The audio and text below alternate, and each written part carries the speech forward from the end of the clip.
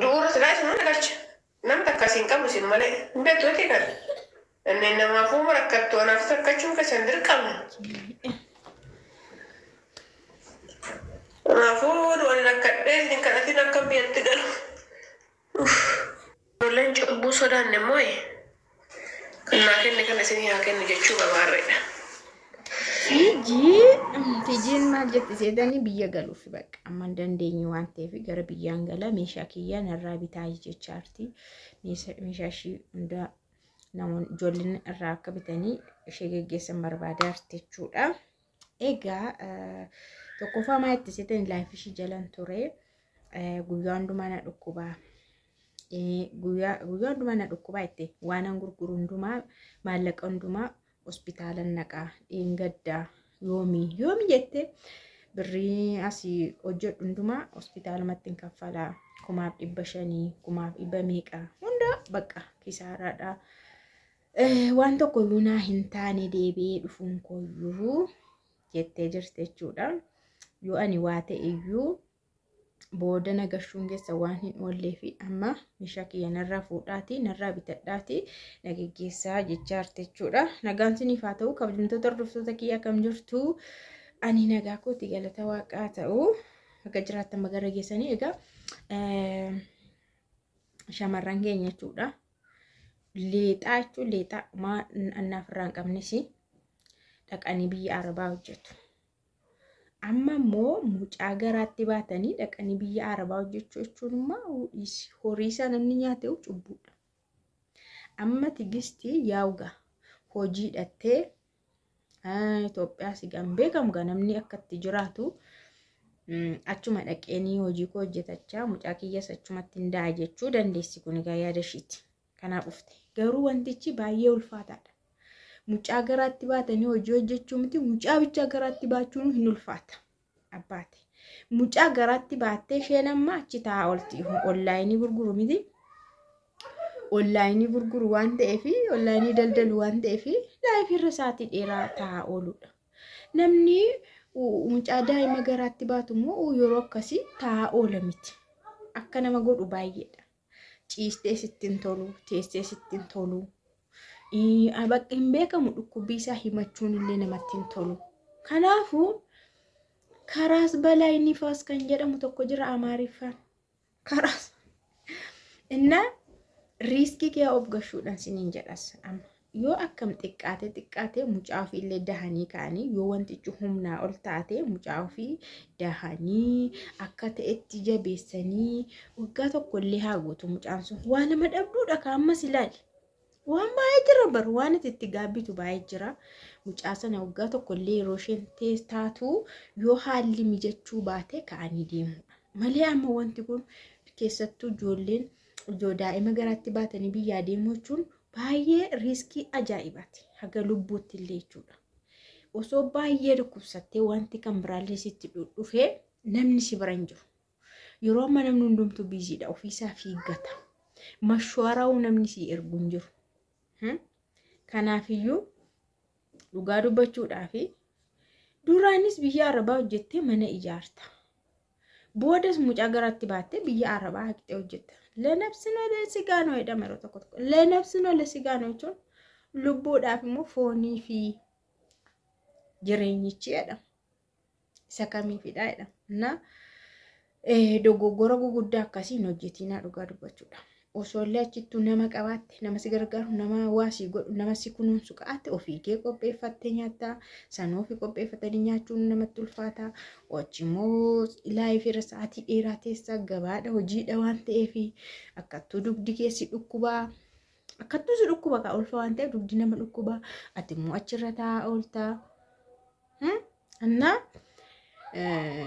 hin taane amma biyyumatti galuu isheedhaan wayyan jedhaan dhugaa dubbachuudhaaf galtee waa lama dhabduu maataati ree mucaan kun waa lama dhabduu maataati galtee yoo xiqqaate mucaa ishii daatti bu'aa tokkodha. Maallaqa yoo hojjechuu dhiistes hojii yoo bara kana dhaabdes mucaa ishii dahatte jechuudha. Amma garuu wal faana adeemsise yoo ta'e kun olaan yeroo hundana dhukkubaa itti boqonnaan qabdu kan mucaan kun boqonnaan qabdu namni ulfe akkanatti miti yoo xiqqaate namni gadi nama baasuudha waaqa jijjiiree nama nyaachisuu qaba qilleensatti gadi nama baasuu hin jira olii gadi nama deemsisuu hin jira isti kana dhugi kana nyaadhume kottas deemnaa hin jira yeroo ulfa akkanatti haca barabbaranii darbu malee kutaa tokko keessa akkanatti taa'anii hin dhumu barrisaas kanaaf dhukkubsatte mucaan kun dhugaa dubbachuudha amma ta'a laalanna biyya galtu nagaa taati.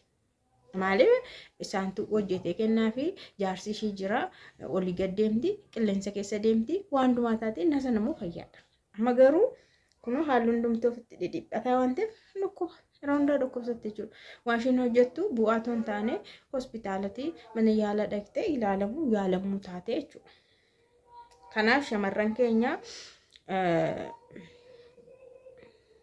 tokkoffaayyuu biyya Arabaa kana akkan yaadutti tokko akkan yaadutti fi akka nama biyya Arabaa hojjetee galtu yoo isinitti hime biyya Arabaa xumurtee galu xumurattee galu bakka amma nageerannaa fixeerannaa galu galtee wallaansoo qabu dhaddoon kamu hojii dhaddoon kamu dadhabbiidha biyya Arabaas taana dadhabbiidha shamarran baay'een dhufaniitu